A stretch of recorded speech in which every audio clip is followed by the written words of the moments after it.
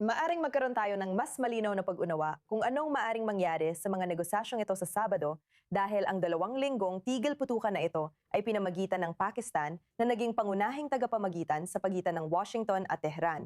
Inilalagay ang Islamabad bilang sentro ng bihirang direktang diplomasya. Habang naghahanda ang dalawang panig para sa mahalagang pag-uusap na magsisimula roon sa Sabado.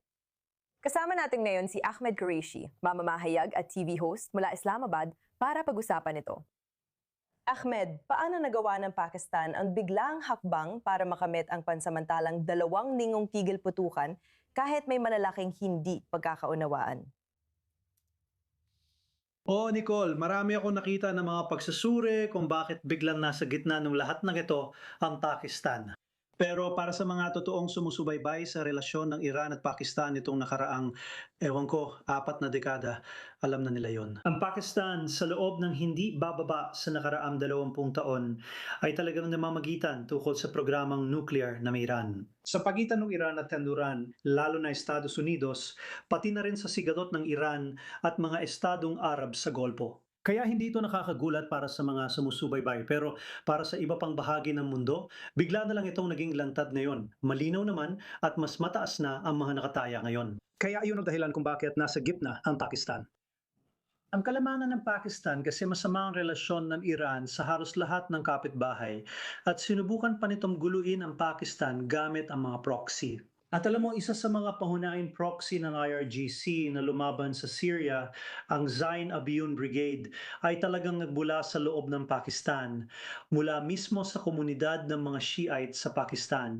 At syempre, pinigilan ito ng Pakistan at hininto ang pagre-recruit ng Iran at nagdulot ito ng maraming tensyon. Ilang taon lang ang lumipas at pakawala ng mga missile ang IRGC sa Pakistan at gumanti ang Pakistan sa pamamagitan ng pambobomba sa Iran gamit ang mga fighter jet. Hindi naging maganda ang relasyon nila at hindi sila naging mabuting magkapitbahay mula 1,900 at 70 pero bukas pa rin ang komunikasyon nila na malaking tulong ngayon sa mga pag-uusap. Dahil magsisimula na ang mga pag-uusap na ito sa Sabado sa Islamabad, ano nga ba ang maaari nating asahan? Pinag-uusapan mo ang maaring ialok ng Pakistan. Pero paano magiging epektibong tagapamagitan ang Islamabad kung malaki pa din ang agwat sa pagitan ng dalawang bansa? Malaking kredito ito sa mga opisyal ng Pakistan na nakumbinsi ang mga Iranian. Dahil kung matatandaan mo, nitong nakaraang linggo, sinubukan ng mga Iranian na umiwas sa pagpunta sa Islamabad. Kaya hindi nila, alam mo na, sinabi raw nila sa ibang kausap, hindi sa mga Pakistani, maraya sa mga Ehipsyo, siguro sa mga Turko, sinabi nila sa iba na ayaw nilang pumunta sa Islamabad. Gusto naming, alam mo na, handa kami makipag-usap sa US. Pwede namin gawin ito sa ibang lugar, siguro sa Qatar, siguro sa Turkey, Istanbul, hindi natin alam. Pero hindi sa Islamabad kahit anong dahilan. Pwede natin pag-usapan yan mamaya. Nagawa ng mga Pakistani na mapilit ang mga Iranian na pumunta kahit sinusubukan pa rin ng mga ito na umiwas. At gaya ng mahusay na sinabi ng iyong panauhin, parang sumusunod sila, kumbaga, sa isang tigil putukan na hindi naman talaga tigil putukan. Patuloy pa rin silang umaatake sa mga bansang Arabo sa Golpo. May iba pa silang ginagawa. Patuloy pa rin nilang binabantaan na isasara ulit ang Hormuz at baka hindi sila magpakita sa Islamabad kung hindi titigil ang Israel sa aksyon laban sa Hezbollah at Lebanon at iba pa. Kaya ang mga Iranian ay patuloy pa rin nagbibigay ng mga maliliit na senyales, tinatakot ang lahat, lalo na ang mga Pakistani. Maaring dumalo kami o hindi sa Islamabad, pero umaasa ang Pakistan na kung pupunta ang mga Iranian, nais lang nilang gawin ang dalawang bagay. Una, baka makuha nila ang mga Iranian na magalok ng sapat na konsesyon para magpatuloy ang negosasyon, ang usapan, ang proseso lampas sa 15 araw na balangkas. Yan ang una.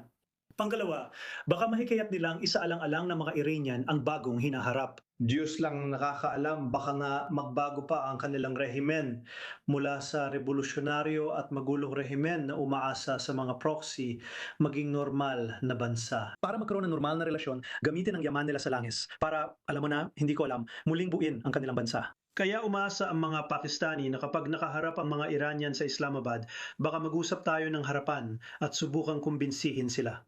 Tingnan natin ang mangyayari. Ahmed, paano naman ang mga estado sa Gulpo? Anong pananaw nila tungkol sa posibilidad ng mga pag-uusap na ito kung talagang mapipigilan nito ang banta ng Iran na ipinataw sa kanila, lalo na nitong nakaraang 1.5 buwan? Sa tingin ko, maraming tao sa Pakistan ang medyo nagulat nung una na makita na maraming mga estado sa Gulpo ang talagang nag-aalala. Diplomatiko, kung gagamitin ng salitang nag-aalala, hindi ako gagamit ng mas mabigat na salita. May ilan na talagang nag-aalala tungkol sa mga pag-uusap na ito sa Islamabad.